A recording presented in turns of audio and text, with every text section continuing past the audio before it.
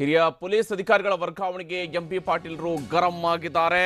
Police CM ಕಚೇರಿಯಿಂದಲೇ police ಇಲಾಖೆಗೆ ಆದೇಶ ಹೋಗಿದೆ. ಆದರೆ ಗೃಹ ಸಚಿವರನ್ನ ಒಂದು ಮಾತುಗೂ ಕೂಡ ಕೇಳಿಲ್ಲ.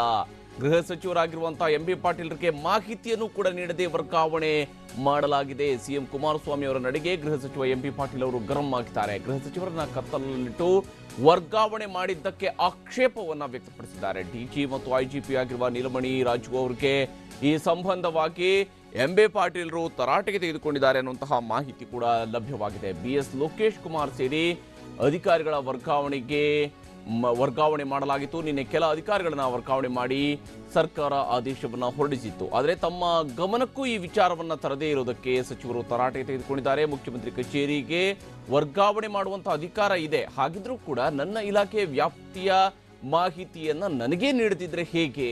ನನ್ನ ಗಮನಕ್ಕೆ ತರದೆ ಆದೇಶ ಹೇಗೆ ಮಾಡ್ತೀರಾ?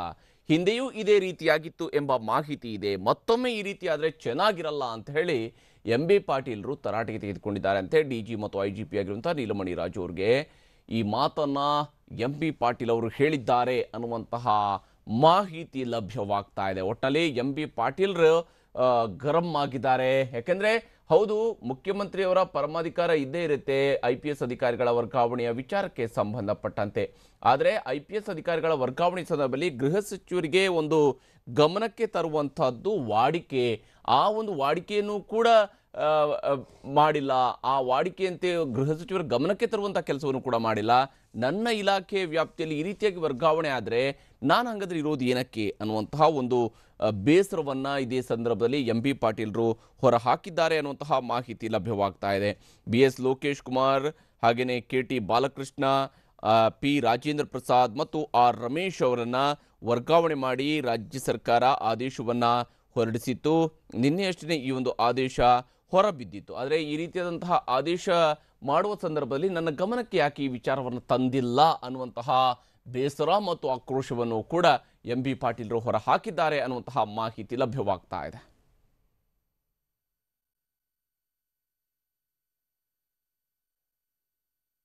ನೂತನ ಗೃಹ ಸಚಿವರಾಗಿರುವಂತಹ ಎಂಬಿ ಪಾಟೀಲ್ರು ಅವರು ಅಧಿಕಾರವನ್ನು ಸ್ವೀಕರಿಸಿದ ನಂತರ ಮೊದಲ ಬಾರಿಗೆ ಈ ರೀತಿಯಾದಂತಹ IPS ವರ್ಗಾವಣೆ ನಡೆದಿದೆ.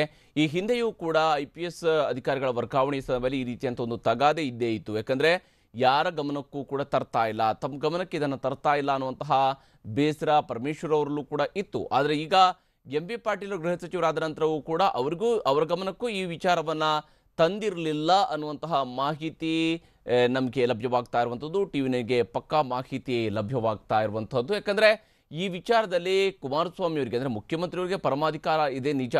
IPS ಅಧಿಕಾರಿಗಳನ್ನು ಮತ್ತು IAS ಅಧಿಕಾರಿಗಳನ್ನು ವರ್ಗಾವಣೆ ಮಾಡುವಂತಹ ಪರಮಾಧಿಕಾರ ಇರುವಂಥದ್ದು ಮುಖ್ಯಮಂತ್ರಿಯವರಿಗೆ. ಅವರೇ ಈ ಒಂದು ಆದೇಶವನ್ನು DPR ಮೂಲಕವಾಗಿ ಹೊರಡಿಸ್ತಾರೆ. ಆದರೆ ಈ ವರ್ಗಾವಣೆಯನ್ನು ಮಾಡುವಂತಹ ಸಂದರ್ಭದಲ್ಲಿ ಗೃಹ ಸಚಿವರನ್ನ ಮತ್ತು ಆಯಾ ಇಲಾಖೆಗಳಿಗೆ ಸಂಬಂಧಪಟ್ಟಂತೆ IAS ಅಧಿಕಾರಿಗಳ ವರ್ಗಾವಣೆ ಸಮಯದಲ್ಲಿ ಆಯಾ ಇಲಾಖೆ ಸಚಿವರಿಗೆ ಗಮನಕ್ಕೆ ತರುವಂಥದ್ದು ಒಂದು ವಾಡಿಕೆ, ಅದೊಂದು ಸತ್ಸಂಪ್ರದಾಯ.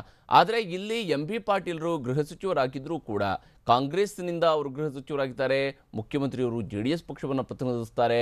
ಈ ಕಾರಣಕ್ಕಾಗಿಯೂ ಕೂಡ ತಮ್ಮ ಗಮನಕ್ಕೆ ತರದೆ ಈ ರೀತಿಯಾದಂತಹ ವರ್ಗಾವಣೆ ಮಾಡಿರುವಂಥದ್ದು ಸರಿಯಲ್ಲ. ನನ್ನ ಗಮನಕ್ಕೆ ಯಾಕೆ ತಂದಿಲ್ಲ, ಇನ್ನು ಮುಂದೆಯೂ ಕೂಡ ಹಿಂಗೆ ಆದರೆ ಕಷ್ಟ ಅನ್ನುವಂತಹ ಬೇಸರವನ್ನು ಮತ್ತು ಆಕ್ರೋಶವನ್ನು ಕೂಡ ಎಂಬಿ ಪಾಟೀಲ್ರು ಹೊರ ಹಾಕಿದ್ದಾರೆ ಅನ್ನುವಂತಹ ಮಾಹಿತಿ ನಮಗೆ ಲಭ್ಯವಾಗಿರುವಂಥದ್ದು.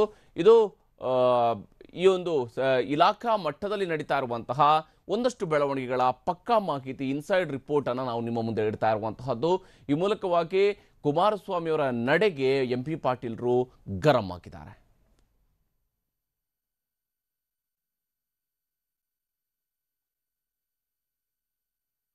ಸ್ವತಃ ಎಂಬಿ ಪಾಟೀಲರನ್ನ ಸಂಪರ್ಕಿಸುವಂತಹ ಪ್ರಯತ್ನವನ್ನು ನಾವು ಈ ವಿಚಾರಕ್ಕೆ ಮಾಡ್ತಾ ಇದ್ವಿ. ಯಾಕೆಂದರೆ ಗೃಹ ಇಲಾಖೆಗೆ ಸಂಬಂಧಪಟ್ಟಂತೆ ನಡೀತಾ ಇರುವಂತಹ ಈ ಬೆಳವಣಿಗೆಗಳು, ಯಾಕೆಂದರೆ ಎಂಬಿ ಪಾಟೀಲರು ಮೊನ್ನೆಯಷ್ಟೇ ಸಚಿವರಾಗಿ ಡಿಸೆಂಬರ್ 22ರಂದು ಪ್ರಮಾಣ ವಚನವನ್ನು ಸ್ವೀಕರಿಸಿದ ನಂತರ ಅವರನ್ನು ಗೃಹ ಸಚಿವರಾಗಿ ನೇಮಕ ಕೂಡ ಮಾಡಲಾಗಿದೆ. ಅದಾದಂತಹ 15-20 ದಿವಸದ ನಂತರ ಇವಾಗ ನಡೆದಿರುವಂತಹ ಈ ಒಂದು ಬೆಳವಣಿಗೆಯನ್ನು ಗಮನಿಸಿದಾಗ, ಅಂದರೆ ವರ್ಗಾವಣೆಯ ವಿಚಾರಗಳನ್ನು ಗಮನಿಸಿದಾಗ ಎಂಬಿ ಪಾಟೀಲರು ಸಹಜವಾಗಿಯೇ, ಯಾಕೆಂದರೆ ಗೃಹ ಸಚಿವರಾಗಿದ್ದುಕೊಂಡು ಅವರ ಗಮನಕ್ಕೆ ತರುವಂಥದ್ದು ಮತ್ತು